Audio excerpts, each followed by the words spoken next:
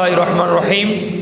آج کی جو ہم نے منزل پڑھی 15ویں رمضان المبارک کی شب کو، اس میں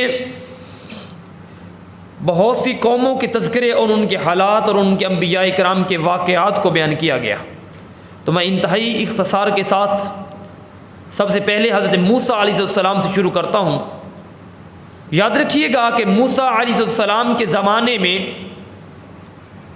جو سب سے بڑے سردار تھے وہ دو تھے کافروں میں سے، ایک کا نام تھا فرعون، دوسرے کا نام تھا قارون۔ ایک کا نام کیا تھا؟ فرعون اور قارون۔ حضرت موسیٰ علیہ السلام پیدا ہوئے ان کے زمانے میں، جس زمانے میں انہوں نے آنکھ کھولی، فرعون کیا کرتا کہ بچیوں کو بچا لیتا، بچوں کو وہ ذبح کر دیتا۔ اللہ رب العزت نے حضرت موسیٰ علیہ السلام کی پرورش اس طریقے سے فرمائی کہ آپ کی والدہ محترمہ نے آپ کو صندوق میں بند کیا، فرعون سے بچاتے ہوئے دریا کی نہروں کے سپرد کیا، وہاں سے نکلا، فرعون کے دربار میں پہنچا۔ حضرت عیسیٰ علیہ السلام نے جب موسیٰ کلیم اللہ علیہ السلام کو دیکھا، دیکھتے ساتھ ہی ان کے اوپر فریفتہ ہو گئی، اپنا دل ان کے قدموں میں ڈال دیا اور ان کو اپنا بیٹا بنا کے اپنے گھر میں رکھ لیا۔ اب وہاں پر حضرت موسیٰ کلیم اللہ علیہ السلام وہاں پر کسی دائی کا دودھ نہیں پیتے تھے، اس وجہ سے ان کی والدہ محترمہ کو وہاں پر دائی بنا کے لایا گیا۔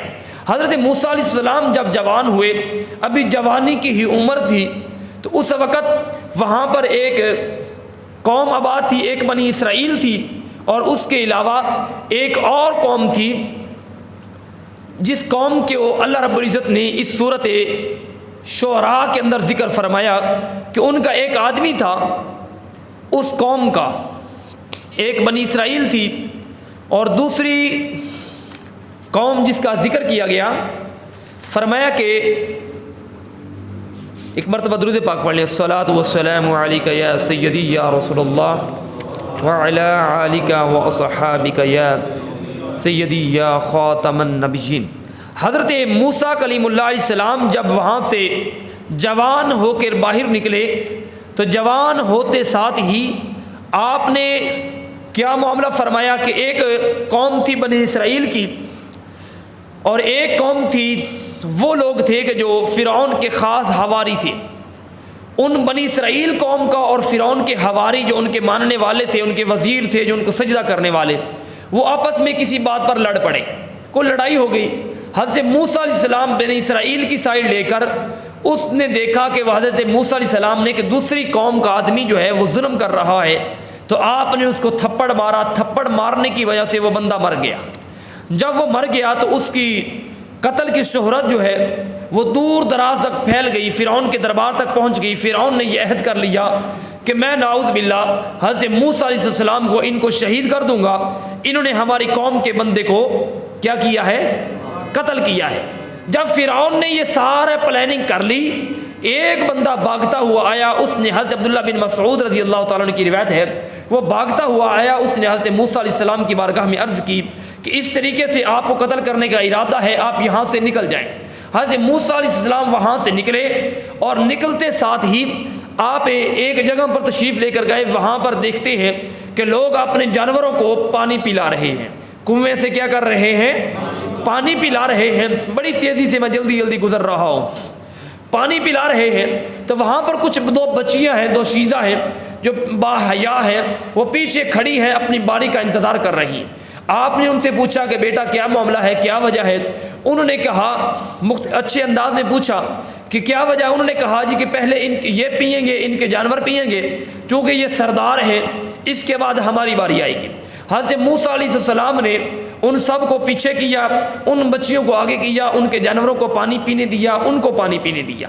ان بچیوں نے یہ سارا معاملہ دیکھا، آپ کی صلہ رحمی دیکھی، آپ کی وفا شیاری دیکھی، آپ کا یہ سارا اچھا اخلاق دیکھ کر اپنے بوڑھا باپ تھا ان کے گھر کے اندر، ان کو جا کر بتایا، اور بتایا کہ اس طریقے سے ایک نوجوان ملا ہے، بڑا خوبصورت تھا، بڑا حسین تھا، بڑے اچھے اخلاق والا تھا، جس نے ہمیں پانی پلایا۔ اب دیکھیے حضرت موسیٰ علیہ السلام فرعون کے دربار سے نکلے، اس کنویں تک پہنچے، اس کنویں پر بچیوں سے ملاقات ہوئی، بچیوں نے گھر جا کر بتایا۔ جب اپنے والد کو بتایا، ان کے والد نے موسیٰ کلیم اللہ علیہ السلام کو اپنے پاس بلایا، بلا کے ان سے فرمایا کہ آپ ایسا کریں میں یہ چاہتا ہوں کہ اپنی بیٹی کا میں آپ سے نکاح کر دوں، لیکن اس کے لیے میں آپ کو 8 سال تک اپنی خدمت پر رکھوں گا۔ کتنے سال تک؟ تھوڑا تھوڑا تیزی سے چلتے آئیے تاکہ ہم سارے نبیوں کا تذکرہ کر سکیں۔ 8 سال تک اپنے پاس رکھوں گا، اگر آپ 8 سال تک میرے ساتھ رہیں گے میں اپنی بیٹی کا نکاح آپ سے کر دوں گا۔ اگر آپ 8 سال کی بجائے 10 سال رہیں گے تو آپ کا میرے پاس بہت بڑا احسان ہوگا۔ حضرت وہ جس نے گھر میں بلایا تھا، جو بچیوں کا والد تھا، وہ جانتے ہیں کون تھا؟ وہ بچیوں کا والد کوئی عام نہیں تھا بلکہ حضرت شعیب علیہ السلام تھے۔ حضرت شعیب علیہ السلام نے اپنی بیٹی کا نکاح پیارے موسیٰ کلیم اللہ علیہ السلام سے کیا۔ 10 سال کا عرصہ گزرا، وہاں سے نکلے، جب کوہ طور پہاڑ پر پہنچے۔ اب 2 روایات یہاں پر ملتی ہیں، تمام مفسرین نے 2 روایات کو اکثر نقل کیا ہے۔ پہلی روایت ملتی ہے کہ وہاں پر ایک پتھر تھا جس نے حضرت موسیٰ علیہ السلام کو اپنی طرف بلایا۔ دوسری روایت ملتی ہے پہاڑ نے بلایا۔ ایک تیسری روایت میں ملتی ہے کہ ایک درخت نے حضرت موسیٰ علیہ السلام کو رستے سے بلایا۔ آپ جا رہے تھے، آپ پانی کی تلاش میں یا انگاروں کی تلاش میں، یعنی کہ سردی ہوگی تو انگاروں کی تلاش میں یا پھر کس کی تلاش میں؟ پانی کی تلاش میں آپ اس کی جانب گئے۔ وہاں سے اللہ رب العزت نے آپ کو نبوت کا تاج عطا فرمایا۔ وہاں سے موسیٰ کلیم اللہ علیہ السلام اللہ کے نبی بنے۔ ان کو حکم دیا گیا کہ آپ ایسا کیجئے، فرعون کے دربار میں جائیے، ان کو اپنے دعوت دیجئے اپنے رب کائنات کی جانب۔ حضرت موسیٰ علیہ السلام نے عرض کی کہ باری تعالیٰ میری زبان ذرا یعنی کہ لکنت ہے، آپ میرے ساتھ میرے بھائی کو بھیج دیں۔ اللہ رب العزت نے فرمایا کہ ٹھیک ہے، آپ کی وجہ سے ہم ہارون علیہ السلام کو بھی نبی بناتے ہیں، آپ مل کر جا کر فرعون کے دربار میں ان کو تبلیغ کریں۔ بہرحال یہ سارا قصہ مختصر اس انداز میں جب وہاں پر آپ کو نبوت ملی تو اللہ رب العزت نے آپ کو 2 معجزے عطا فرمائے۔ جب فرعون نے دیکھا کہ آپ اللہ کے نبی ہونے کا دعویٰ کر رہے ہیں، ہمارے پاس کھاتے رہے پیتے رہے، بچپن ہمارے پاس گزارا، ہماری پلیٹ میں کھایا، تو فرعون بڑا غضبناک ہوا۔ اس نے کہا اگر آپ اللہ کے سچے نبی ہیں تو ہمیں کوئی معجزہ دیں۔ تو حضرت موسیٰ کلیم اللہ علیہ السلام نے 2 معجزے عطا فرمائے۔ کتنے؟ 2 معجزے عطا فرمائے۔ پہلا معجزہ، آپ نے اپنی لاٹھی وہاں پر پھینکی، جو لاٹھی جو ہے وہ سانپ بنی، پھر بعد میں جادوگر آئے، ان کے سانپوں کو کھایا گیا، یہ ایک معجزہ تھا۔ دوسرا معجزہ جو حضرت موسیٰ کلیم اللہ علیہ السلام کو ملا، آپ اپنی بغل مبارک میں ہاتھ لیتے، باہر نکالتے تو وہ چاند کی طرح چمکنا شروع ہو جاتا تھا۔ سمجھ آ رہی ہے جی؟ میں زیادہ تیزی تو نہیں کر رہا جی؟ تو بہرحال کہتے ہیں جلدی کریے، بہرحال کوئی کر رہا ہوں میں کوشش انشاءاللہ۔ اب یہاں پر حضرت ابراہیم علیہ السلام کے بھی قوم کا یہاں پر ایک واقعہ نقل کیا گیا کہ حضرت ابراہیم علیہ السلام وہ شخصیت تھے، اللہ رب العزت نے آپ کو وہ مقام و مرتبہ عطا فرمایا تھا کہ آپ اپنی قوم کو بت پرستی سے منع فرماتے تھے، اور آپ نے اپنی تبلیغ کا انداز بڑے بہترین انداز میں کیا۔ فرمایا کہ میرا تو وہ رب ہے جو مجھے کھلاتا بھی ہے پلاتا بھی ہے، تمہارے یہ جو رب ہیں جن کو تم اپنے ہاتھوں سے بناتے ہو، نہ تو تمہاری کوئی اچھائی کر سکتے ہیں نہ تمہاری برائی کر سکتے ہیں، میں ان کو نہیں مانتا، یہی میرے رب ہے جو مجھے بیماری سے شفا بھی دیتا ہے، میرا ہی رب ہے جو مارے گا بھی زندہ کرے گا، میں آپ کے رب کو نہیں مانتا۔ آپ کو پھر قید کر لیا گیا، قید کر کے آپ کو آگ میں ڈال دیا گیا نمرود کے کہنے پر۔ آگ کے جب اندر ڈالا گیا تو اللہ رب العزت نے آگ سے فرمایا کہ آگ یاد رکھنا تیرے اندر جو آیا ہے وہ کوئی اور نہیں بلکہ میرا خلیل تیرے اندر آیا ہے۔ فرمایا کونوا بردن سلاما، میری اے آگ تو ٹھنڈی ہو جانا۔ پھر اس کے بعد حضرت نوح علیہ السلام کی قوم کا تذکرہ کیا گیا، تو یہ 105 نمبر سے لے کر 122 نمبر آیا ہے مبارکہ تک۔ حضرت نوح علیہ السلام کی قوم جو تھی وہ بھی بہت بڑی سرکش تھی۔ حضرت نوح علیہ السلام نے 950 سال تبلیغ فرمائی تھی، اس کے باوجود کچھ تھوڑے لوگ جو تھے وہ ایمان لے کر آئے۔ تو آپ نے فرمایا، جو آپ نے جملہ فرمایا اپنی قوم کو، کہا کہ تعداد کی کثرت کامیابی کی ضمانت نہیں ہوتی، تعداد کی کثرت کامیابی کی ضمانت نہیں ہوتی، فرمایا اعمال کی خوبصورتی یہ کامیابی کی ضمانت ہوتی ہے، تھوڑے ہوں حقیقی ہوں صحیح ہوں، اللہ رب العزت اس قوم کو کامیابی عطا فرماتا ہے۔ پھر حضرت نوح علیہ السلام پر ان کی قوم پر کون سا عذاب آیا تھا؟ یہ تذکرہ ہم کر چکے، سارا یہ گزر چکا، میں تیزی سے آپ کو خلاصہ بیان کر رہا ہوں۔ ان کے پر کون سا عذاب آیا تھا؟ طوفان آیا تھا پانی کا، جس میں ان کا بیٹا بھی غرق ہو گیا، سارے لوگ جو کشتی میں بیٹھ گئے تھے، جو نوح علیہ السلام کی کشتی میں بیٹھ گئے تھے، وہ سارے بچ گئے۔ پھر اس کے بعد حضرت ہود علیہ السلام کی قوم کا تذکرہ آیا کہ حضرت ہود علیہ السلام نے فرمایا کہ لوگوں اللہ سے ڈرو اور میرا کہنا مانو، میں تم سے کوئی اجر نہیں طلب کرتا، میری مزدوری تو صرف اللہ کے پاس ہے۔ اب یاد رکھیے حضرت ہود علیہ السلام کی قوم کیا کرتی تھی، وہ آرکیٹیکٹ تھی حضرت ہود علیہ السلام کی قوم کی، وہ پتھر کے بڑے بہترین محل بناتی تھی۔ آج بڑی اونچی سے اونچی محلات جتنے بھی آپ آج تک بنائے گئے، ان سے بھی اونچا محل حضرت ہود علیہ السلام کی قوم نے بنایا تھا۔ اب محل بنانے میں، پہاڑ کو کھودنے میں وہ قوم جو ہے وہ ترہ امتیاز رکھتی تھی۔ آپ نے فرمایا کہ یہ جو تم محل بناتے ہو، اونچی عمارتیں بناتے ہو، یہ ہمیشہ نہیں رہیں گی، یاد رکھو یہ محل ہمیشہ نہیں رہیں گے۔ جو تم لوگوں پر ظلم و ستم کرتے ہو، اللہ سے ڈرو، اور اللہ نے جس نے تمہیں مویشی دیے، اولاد دیے، باغات دیے، چشمے دیے، اور فرمایا اپنی قوم سے فرمایا کہ اللہ رب العزت تمہیں کہتا ہے کہ تم تو اب ایسے ہو چکے ہو، تمہارا سمجھنا یا نہ سمجھنا تمہارے لیے برابر ہے، کیونکہ میں نے تمہارے سارے عذاب تمہیں سنا دیے۔ پھر حضرت ہود علیہ السلام کی قوم کے اوپر عذاب آیا، اور پھر روایات میں آتا ہے کہ حضرت ہود علیہ السلام کی قوم کے بعض لوگ بندر کی شکل میں تبدیل ہو گئے تھے۔ تو حضرت ہود علیہ السلام کی قوم پر کے اوپر مینڈک کا بھی عذاب آیا تھا، آگ کا بھی عذاب آیا تھا، اور خون کا بھی عذاب آیا تھا۔ حضرت ہود علیہ السلام جو اپنے محلات سے زیادہ پیار کرنے والی قوم تھی۔ پھر اسی طریقے سے قوم سمود کا ذکر ہوا، حضرت صالح علیہ السلام کا، جنہوں نے اونٹنی طلب کی تھی، بعد میں اونٹنی کو ذبح کر دیا، تو اللہ کریم نے ان ساروں کو تباہ و برباد کر دیا تھا۔ پھر حضرت لوط علیہ السلام کی قوم کا یہاں پر ذکر ہوا۔ حضرت لوط علیہ السلام فحاشی اور عریانی میں، یاد رکھیے گا، فحاشی اور عریانی میں آج کل بھی ہمارے نوجوان اس لعنت کے اندر جو ہیں وہ ملوث ہیں۔ ان کی قوم فحاشی اور عریانی میں اپنے آپ کو بہت زیادہ آگے کر چکی تھی، اللہ کریم نے ان کو بھی تباہ و برباد کر دیا۔ پھر قوم مدین تھی، حضرت شعیب علیہ السلام کی قوم تھی۔ حضرت شعیب علیہ السلام جن کی بیٹی کس کے گھر تھی، حضرت، آپ ماشاءاللہ سن رہے ہیں، حضرت موسیٰ علیہ السلام کی قوم کے گھر اندر تھی۔ وہ کیا کرتے تھے، وہ ناپ تول میں کمی کرتے تھے۔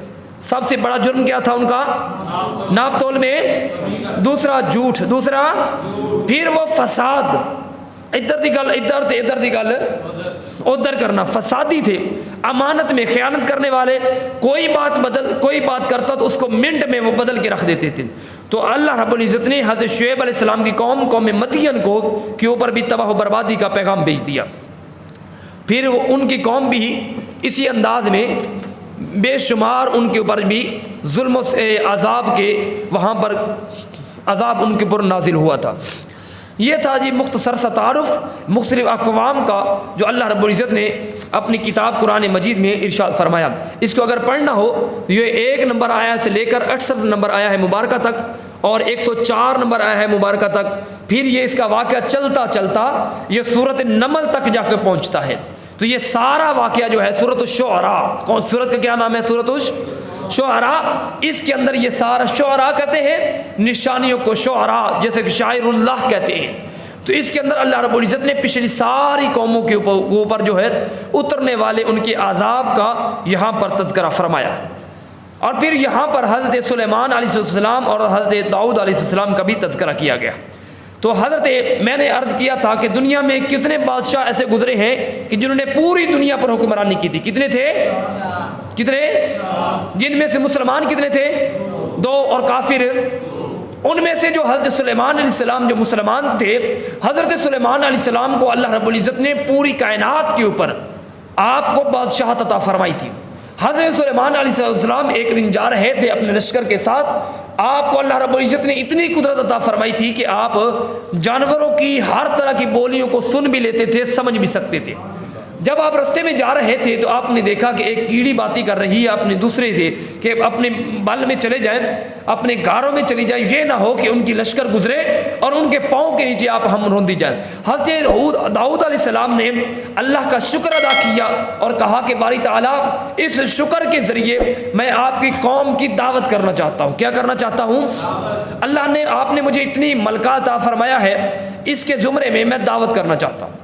جب اللہ رب العزت نے فرمایا کہ پیارے سلیمان یہ دعوت کرنا، یہ رزق دینا میری شان ہے، عرض کی نہیں باری تعالیٰ میرا دل ہے، آپ نے مجھے اتنا کچھ کمالات عطا فرمائے، میں چاہتا ہوں کہ آپ کی مخلوق کی میں دعوت کروں۔ حضرت سلیمان علیہ السلام نے اللہ رب العزت سے یہ عرض کی، اللہ رب العزت نے قبول فرما لی، وقت طے ہو گیا، آپ نے اپنے جنات کی، اپنے غلاموں کی، سب کی ڈیوٹی لگا دی کہ سمندر کے کنارے جو ساحل ہوتی ہے پٹڑی، وہاں پر آپ دسترخوان بچھا دیا جائے، اور دسترخوان اتنا لمبا دسترخوان تھا، فرماتے ہیں کہ اس کے ایک سرے سے دوسرے سرے تک جانے کے لیے کہ 100 میل کا فاصلہ طے کرنا پڑتا تھا، حتیٰ کہ جانور جو سمندر کے اندر تھے چونکہ وہ بھی آپ کے تابع تھے، وہ جانور بھی اپنے منہ میں خوراک لے کر اس دسترخوان کے اوپر رکھتے تھے۔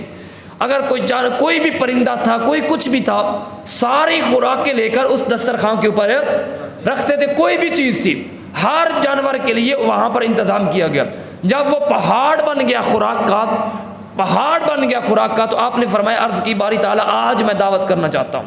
اللہ رب العزت نے فرمایا ٹھیک ہے، وقت قریب تھا جب دعوت کھلنے لگی، آپ نے فرمایا ٹھیک ہے شروع کریں۔ ابھی دعوت کا اعلان ہی کیا تھا کہ شروع کریں کہ سمندر سے ایک مچھلی نکلی، اس مچھلی کے نکلنے کی دیر تھی، اس نے سارے کا سارا دسترخوان ہی کھا لیا تھا۔ ایک مچھلی نے کتنا کھا لیا تھا؟ سارے کا سارا۔ حضرت سلیمان علیہ السلام نے اللہ کی بارگاہ میں سجدہ ریزی کی، باری تعالیٰ میں نے تو ساری قوم کے لیے بنایا تھا، یہ سارے بھوکے رہ گئے۔ اللہ رب العزت نے فرمایا کہ مچھلی سے پوچھ لو۔ جب مچھلی سے پوچھا گیا، اب بات سننا پھر سبحان اللہ کہنا، مچھلی سے پوچھا گیا تو سلیمان علیہ السلام سے عرض کرنے لگی کہ پیارے نبی اللہ، یہ جتنا خوراک آپ نے مجھے دی ہے، فرمایا یہ کم ہے، فرمایا اس سے بھی زیادہ اللہ رب العزت دن میں 3 ٹائم مجھے رزق عطا فرماتا ہے۔ کتنے ٹائم ہے؟ 3 ٹائم رزق عطا فرماتا ہے۔ عرض کی باری تعالیٰ رزق دینا تیرا ہی کام ہے، میں تیرا رزق نہیں دے سکتا، اسی لیے اللہ رب العزت نے فرمایا لوگوں رزق کے خزانے میں نے اپنے پاس رکھے ہیں۔ تو بہرحال عزیزان گرامی ایک قدر جب وہ خوراک رکھی جانے لگی تو وہاں پر ایک پرندہ تھا جو غائب تھا، جس کا نام ہدہد تھا۔ آپ نے اس کو بلایا، کہا میں اس کو سزا دوں گا۔ حضرت سلیمان علیہ السلام جب پچھلا معاملہ دیکھ چکے، سارا رزق ختم ہو چکا، کہا جی کہ میں ذہن میں آ جاتا ہے کہ میں سارا غصہ جو ہے ہن اندے اتنے کٹاں گا۔ اس کو بلایا گیا، اس نے کہا کہ آپ کدھر تھے؟ کہنے لگا جی میں تو ایک ریاست سے گزر رہا تھا، وہاں پر دیکھا ایک عجیب و شان سلطنت ہے، ایک بہت بڑی ملکہ ہے جو ساری اپنی ادھر اس والی دنیا کے اوپر جو حکمرانی کرتی ہے۔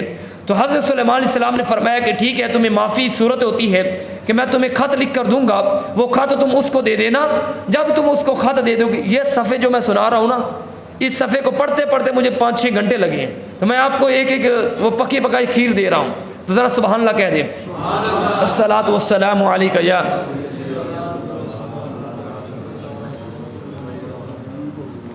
تو جب ہدہد کو کہا گیا کہ آپ خط لے کر اس ملکہ بلقیس کو دے دیں، وہ ہدہد خط لے گیا جس کی عبارت میں سب سے پہلے لکھا ہوا تھا بسم اللہ الرحمن الرحیم۔ یہ ہم نے سورت پڑھی نا، اس میں آیا کہ نہیں بسم اللہ الرحمن، آیا نا، وہ واقعہ ہے۔ تو وہ خط ان کو دے دیا گیا، اس خط کے اوپر لکھا تھا بسم اللہ الرحمن الرحیم، میں تمہیں اللہ سے ڈراتا ہوں، تمہیں لہٰذا ایسا کرو کہ تم اللہ کی اتباع کر لو۔ تو وہ جیسے اس نے خط پڑھا تو ملکہ بلقیس کے دل میں آیا کہ میں اس کی جانب داخل ہو جاؤں، اسلام کی جانب، مگر اس کے ساتھ کچھ لوگ ایسے تھے، انہوں نے کہا جی یہ کیڑی گل ہے، ہم بڑے بڑے طاقتوروں سے مقابلہ کیا ہے، ہمارے پاس تلواریں ہیں، فلاں ہیں، ہم ان سے مقابلہ کریں گے۔ تو خیر قصہ مختصر وہ مقابلے کے لیے تیار ہو گئے۔ جب وہ مقابلے کے تیار ہوئے، وہاں سے ملکہ بلقیس اپنے تمام سپاہی، فوجی، سپہ سالاروں، کمانڈروں، فوج کے ساتھ اپنی ساری کو لے کر سلیمان علیہ السلام کے ساتھ مقابلہ کرنے کے لیے رستے میں چل پڑی۔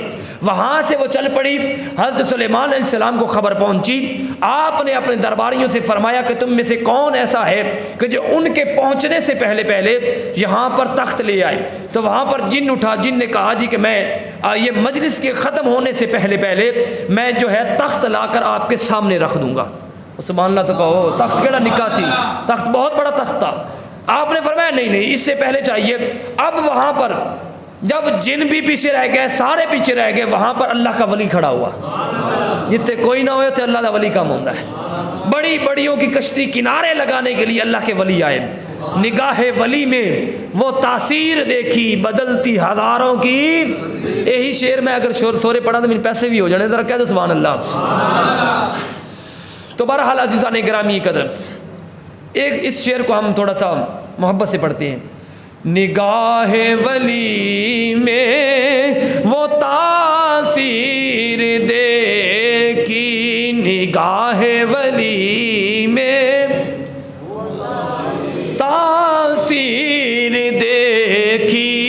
اسی جڑا کلمہ پڑھیا نا، ہم نے ظاہر نبی کو نہیں دیکھا، ہم نے ولی کو دیکھا ہے. ولی کو دیکھ کر نبی کو مانا ہے. کسی ولی نے بتایا کہ یہ اسلام ہے، یہ دین ہے، یہ مومن ہے، یہ منافق ہے، یہ کافر ہے. تو اگر ولی کی زبان کی وجہ سے ہم کلمہ پڑھ کے جنت میں جا سکتے ہیں تو نبی کا مقام کیا ہوگا؟ آئیے مل کے پڑھیے. نگاہ ولی میں وہ تاثیر دیکھی، بدلتی ہزاروں کی تقدیر دیکھی. آصف بن برقیہ نے کہا کہ جی آپ ایسا کریے، پلک جھپکنے سے پہلے اللہ کے ولی کا سنیے. اب یہاں پر بڑی ڈیٹیل ہے کہ ان کے اندر یہ طاقت کیسے آئی تھی. وہ اس کے بعد جو ہے کتاب میں سے کچھ علم تھا، کتاب میں سے کچھ علم تھا، کچھ علم تھا، کچھ حصہ علم تھا. اللہ نے اسے اتنی طاقت، یہاں پر میں بہت بڑا جملہ بولنے جا رہا ہوں، اتنی بڑی طاقت دی تھی. جس کے پاس تھوڑا سا علم تھا اسے اتنی طاقت دی تھی، اس نے پلک جھپکنے سے پہلے وہ ملکہ بلقیس کا تخت اٹھا کے سلیمان علیہ السلام کے قدموں میں رکھ دیا تھا. جس کے پاس کتاب میں سے کچھ علم ہو وہ بلقیس کا تخت اٹھا کے قدموں میں لا سکتا ہے. تو جو باب المدینہ ہو، جس کے بارے میں سرکار مدینہ نے فرمایا لوگو انا مدینۃ العلم وعلی بابها، فرمایا میں علم کا شہر ہوں، علی اس کا دروازہ ہے. ارے جس کے پاس علم تھوڑا تھا تخت اٹھایا لا کے رکھ دیا، جو کل علم ہو اس کے عالم کیا ہوگا. تو بہرحال عزیزان گرامی قدر، بہرحال جب میں تقریر کرنے لگ گیا تو پھر کم لمبا ہو جائے گا. تو بہرحال وہ تخت آپ کے پاس آ گیا. اب وہاں پر ملکہ بلقیس بھی چلتی چلتی آ گئی. ملکہ بلقیس کس ارادے سے آ رہی تھی؟ جنگ کے ارادے سے آ رہی تھی. جب اس نے دیکھا اب ہمارے بھی محل ہیں، یہاں تک کہ حضرت سلیمان علیہ السلام کے محل کا عالم دیکھیے، وہ وہاں سے گزرنے لگی تو اس نے اپنے پانچے اوپر کر لیے، اپنی سلوار اوپر کر لی. کس لیے؟ کہ نیچے پانی ہے، کہ میں پانی کے اندر میرے پاؤں یا میرے کپڑے خراب نہ ہو جائیں. حضرت سلیمان علیہ السلام نے فرمایا یہ پانی نہیں ہے بلکہ یہ شیشہ ہے. کیا ہے؟ اتنے اعلیٰ ترین، ہمارے پاس ایسی فیسلٹیز بھی ابھی تک انٹروڈیوس نہیں ہوئی کہ جن کو دیکھ کر معلوم پتہ نہ چلے کہ یہ شیشہ ہے یا پانی ہے. اللہ رب العزت نے ان کو اتنے خزانے عطا فرمائے تھے. یاد رکھیے گا اتنی فیسلٹیز کے باوجود ان کی قوم کے اوپر عذاب آیا. ہمارے اوپر تو ابھی تک وہ ہماری اتنی جدت بھی نہیں آئی جتنی جدت ان کی قوم پر وہ اتار چکے. ہم سمجھتے ہیں کہ شاید ہم نے جناب وہ 5G 4G یہ نیٹ چلا لیا تو وائی فائی لگوا لیا، یہ انٹرنیٹ کی دنیا آ گئی تو ہم سمجھا کہ شاید بہت بڑی ترقی ہم کر گئی. ہم سے پہلے قومیں بڑی بڑی ترقیاں کر چکی ہیں، وہ امیر کبیر بہت زیادہ تھی. تو بہرحال تو انہوں نے جب اوپر اٹھا لیا تو آپ نے کہا کہ یہ محل ہے، تو وہ آپ کے عیش و عشرت، آپ کی مخلوق، آپ کی تابعداری دیکھ کر اس نے کلمہ پڑھ کے وہ مسلمان ہو گئی تھی. تو بہرحال عزیزان گرامی قدر، یہاں پر ایک اور واقعہ حضرت موسیٰ علیہ السلام کے حوالے سے تھا، جو آپ کا قبطی کے قتل کے حوالے سے تھا، اور اس میں قارون کا ذکر بھی کیا گیا تھا، جس میں مغرور قریشیوں کی مثال سے اسے سمجھایا گیا تھا کہ قارون کی مثال سے سمجھے. یہ ہمارا اس کے بعد جو ہے وہ صرف 2 موضوعات بچتے ہیں. تو بہرحال قارون جو تھا نا، وہ بہت غریب آدمی تھا. جس طریقے سے فرعون پہلے کیا تھا؟ غریب آدمی تھا. میں نے بتایا تھا، یہ ہمارے اس درس میں قرآن میں گزر چکا کہ وہ انہیں کیویں مردے کو کیویں ٹیکس لائے تھے، کیویں انہیں کم کیتا. قارون جو تھا نا وہ بڑا غریب آدمی تھا، گھر دا چولہا بھی بڑا اوکھا چلتا سی. تو اس نے جناب وہ کاروبار شروع کیا، کاروبار کرتا رہا. پہلے موسیٰ علیہ السلام کا وہ رشتہ دار تھا، خونی رشتہ دار تھا، تو آپ کے یعنی کہ قریبی رشتہ دار کزنوں میں سے وہ شامل تھا. تو وہ جب اس نے ایسا کیا، وہ کاروبار کرتا رہا. پہلا جناب بڑے تابع دار تھا موسیٰ علیہ السلام کا، ان سے دعائیں کرانی جی میرا کاروبار چل پڑے، اللہ کرے جی میرا تو کاروبار چل پڑے. جویں جویں کاروبار چلتا گیا تو وہ اللہ کی رحمت سے دور ہوتا گیا، اللہ کے نبی کی صحبت سے دور ہوتا گیا۔ وہ اتنا امیر کبیر ہو چکا تھا، اس کے خزانوں کا عالم سنیے، اس نے ایک فوج مقرر کی تھی۔ کیا؟ ایک پوری ڈپارٹمنٹ اس نے بنایا تھا، جس ڈپارٹمنٹ کا صرف ایک کام تھا۔ کیا کام تھا؟ کہ قارون کے خزانے کی چابیوں کو اٹھانا۔ کیا کام تھا؟ قارون کے خزانے کی چابیوں کو اٹھانے کے لیے اس نے ایک پورا ڈپارٹمنٹ بنا رکھا تھا جو اس کی صرف چابیاں اٹھاتے۔ اتنا بڑا یعنی کہ امیر کبیر ہو گیا تھا، اتنا بڑا ہو گیا تھا۔ تو وہ جو تھا وہ ایسے کام کرنے لگا، اور پھر وہ غریبوں کو اور زیادہ ظلم و ستم کرتا۔ اپنے اندر اس نے جناب بعض اوقات خدائی کا نبوت کا دعویٰ کر دیا کہ میں خدا ہوں، نعوذ باللہ، نقل کفر نباشد، نبوت کا بھی دعویٰ کر دیا کہ میں نبی ہوں۔ مختلف انداز میں وہ دعوے کرتا کہ جب انسان کے پاس مال آتا ہے تو اس کی آنکھوں پر چربی آ جاتی ہے، اور پھر جب انسان کے پاس مال آتا ہے تو پھر وہ اپنے آپ سے بھی باہر آ جاتا ہے۔ آپ نے اس کو بڑا سمجھایا کہ بندہ دا پتر بن ایسا نہ کر، تو جس اللہ نے تجھے یہ رزق دیا، کہتا اللہ نے مجھے کب دیا ہے، میں نے جناب اپنی عقل سے کمایا۔ بعض اوقات بندہ کہہ دیتا ہے نا یار میں بڑا سمجھدار سی، یہ مجھے نوکری ملی میری وجہ سے ملی، یا مجھے یہ فلاں چیز ملی میری وجہ سے ملی۔ کچھ بھی اپنی وجہ سے نہیں ملتا، جو کچھ ملتا ہے اس کے فضل و کرم سے ملتا ہے، جو کچھ بھی عطا ہوتی ہے اس کے کرم سے عطا ہوتی ہے۔ بہرحال آپ نے اس کو بڑا سمجھایا کہ بندے دا پتر بن اس طرح نہ کر۔ اس نے کیا کیا؟ بجائے سمجھنے کے اس نے ایک عورت کو تیار کیا، عورت کو تیار کر کے، فحش عورت کو ہر دور میں رہتے ہیں، عورت کو تیار کیا، کہا کہ آپ نے موسیٰ کلیم اللہ السلام کے پاس جانا ہے، جا کر وہاں پر آپ نے شور ڈالنا ہے کہ نعوذ باللہ انہوں نے مجھ سے زیادتی کی ہے۔ دیکھ لو نبیوں نے لوگوں نے کی کام کیتے۔ اس نے کیا کس کو تیار کیا تھا؟ ایک عورت کو، فحشہ عورت کو۔ اب یہ کتنا بڑا الزام ہے، عام آدمی پیار اگر انسان پر لگ جائے تو اس کو دھونے کے لیے انسان کی بے شک وہ کہتے ہیں نا عزت بناتے بندے کے 50 سال گزر جاتے ہیں، اور بگاڑتے ایک سیکنڈ منٹ نہیں لگتا بندے دا، منٹ جناب وہ ایڈا تو حاجی تے جاندہ نہیں کی تیرے۔ تو وہ ایسا ہی اس نے کیا، یہ چال چلی۔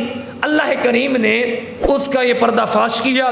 اس عورت نے پھر اپنی اس عورت کو جو ہے بعد میں ایسی بیماری لگی، پھر اس نے اپنے قبیلے والوں سب سے معافی مانگی، پھر وہ تڑپ کر مری۔ یاد رکھیے جھوٹے الزام لگانا یہ ایک الگ موضوع ہے کہ جو انسان جھوٹے الزام لگاتا ہے ان کے اوپر کون کون سا عذاب آتا ہے۔ تو بہرحال آپ نے پھر قارون کے لیے بد دعا فرمائی۔ قارون زمین کے اندر زندہ دنس گیا تھا، قارون زمین کے اندر زندہ دنس گیا تھا۔ تو بہرحال یہاں پر آخری یہ جو سیکنڈ لاسٹ ہمارا آج کے حوالے سے موضوع ہے وہ یہ کہ اللہ رب العزت نے یہاں پر روز قیامت کے کچھ احوال کو ذکر فرمایا ہے۔ رب کائنات نے ارشاد فرمایا، لوگوں وہ دن دور نہیں کہ جب سور پھونکا جائے گا۔ یاد رکھیے گا، سور پھونکنے کے حوالے سے فرشتہ اپنے منہ میں سور کو لے کر کھڑا ہے جب سے اس دنیا کو بنایا گیا، اپنے سور منہ، اور روایات میں یہاں تک آتا ہے کہ جب انسان پھونک مارتا ہے، پھونک مارنے سے پہلے پھونک اپنے اندر بھرتا ہے، سانس اوپر لیتا ہے، پھر اب انسان کی ہوا پھونک نکلتی ہے۔ اس فرشتے نے اپنے اندر سانس بھی بھر رکھی ہے کہ جیسے ہی اللہ کا آرڈر آئے گا سانس بھرنے کی بھی مہلت کسی کو نہیں ملے گی، اتنا تیزی کے ساتھ فرمایا۔ پھر وہ وقت یاد کرو جب سور پھونکا جائے گا، پہاڑ بادلوں کی طرح اڑنے لگیں گے، پہاڑوں کا یہ عالم ہوگا، وہ ہواؤں میں بادلوں کی طرح اڑنے لگیں گے۔ فرمایا لوگ ٹولیوں کی شکل میں، گروہوں کی شکل میں ان کے احتساب کے لیے پیش کیا جائے گا۔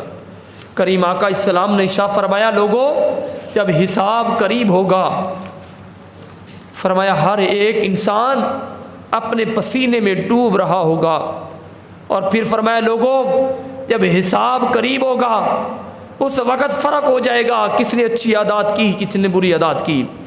فرمایا اس وقت اللہ رب العزت کی دسترس سے کوئی بھاگ نہیں سکے گا۔ فرمایا لوگوں جب حساب قریب ہوگا اس وقت تک بچانے والا نہیں ہوگا۔ فرمایا لوگوں جب حساب قریب ہوگا کوئی جھوٹ نہیں ہوگا، جب حساب قریب ہوگا فرمایا کوئی اپنے آپ کو بچا نہیں پائے گا، فرمایا لوگوں جب حساب قریب ہوگا کسی کے ذمہ کوئی ماں باپ نہیں آئے گا. یہ صفحہ نمبر 331 ہے جس کے اندر یہ آیت نمبر 113 ہے, 1 سے لے کر 13 نمبر آیت تک سورۃ العنکبوت ہے. فرمایا لوگوں جب حساب ہوگا, فرمایا بڑے بڑے نبی اپنی قوموں سے دور بھاگ جائیں گے, کہیں گے کہ باری تعالیٰ یہ جانے ان کے گناہ جانے. میرے محبوب نے فرمایا لوگوں جب حساب قریب ہوگا, فرمایا ہر اچھے کو برے سے الگ کر دیا جائے گا, ہر منافق کو مومن سے الگ کر دیا جائے گا.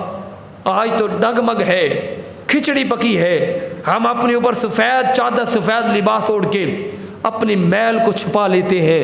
فرمایا ہر ایک کا عمل واضح ہو جائے گا اور پھر اس کی پکڑ سخت قریب آ پہنچے گی. یہاں پر عزیزان گرامی قدر اللہ رب العزت اس کو سمجھنے کی توفیق عطا فرمائے. پھر فرمایا کہ لوگوں کیا آسان ہے تم سمجھتے ہو مسلمان ہونا یا بچ جانا؟ فرمایا یہ قطعاً آسان نہیں. اس کے حضور گناہوں کی معافی مانگنا ہوگی, اس کے حضور توبہ استغفار کرنی ہوگی. فرمایا لوگوں جو مسلمان ہونا چاہتا ہے, یہاں پر سورۃ العنکبوت میں مسلمان ہونے کے حوالے سے کچھ چیزوں کا عرض کیا گیا. فرمایا لوگوں اللہ رب العزت کیا تمہارا ایمان والو کیا تمہارا یہ خیال ہے کہ وہ یوں ہی تمہاری آزمائش کے بغیر چھوڑ دے گا؟ حضرت عمر فاروق رضی اللہ تعالیٰ عنہ عرض کرتے تھے کہ باری تعالیٰ تیرا بندہ آزمائش کے قابل نہیں, کاش میں تن کا ہوتا تیری آزمائش میں نہ آتا. فرمایا کہ ہر مومن کی آزمائش ہوگی, کبھی اولاد کے ذریعے, کبھی مال کے ذریعے, کبھی بھوک کے ذریعے, کبھی تنگ دستی کے ذریعے, کبھی دے کر کبھی لے کر, کبھی عزت دے کر کبھی شہرت دے کر. فرمایا اللہ رب العزت ہر حوالے سے پرکھے گا کہ یہ میرے کون ہیں اور دنیا کی دلدل میں جانے والے کون ہیں.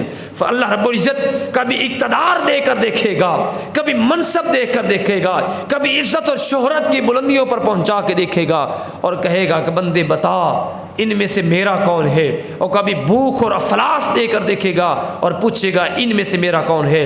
میں یہاں پر ایک مثال دے دوں, اللہ رب العزت نے یہ مختلف انداز میں یہ لوگوں چھاننیاں لگا رکھی ہیں مختلف انداز میں. یہ آج کبھی اللہ رب العزت کبھی دل میں محبت دولت کی محبت ڈال کے یہ آزمائش دیتا ہے کہ کون میرا بندہ میرے راہ پہ خرچ کرنے والا ہے, کون اپنا مال کے اوپر سانپ بن کے بیٹھنے والا ہے. تو اللہ کریم ہم سب کو مسلمان بننے کی توفیق عطا فرمائے.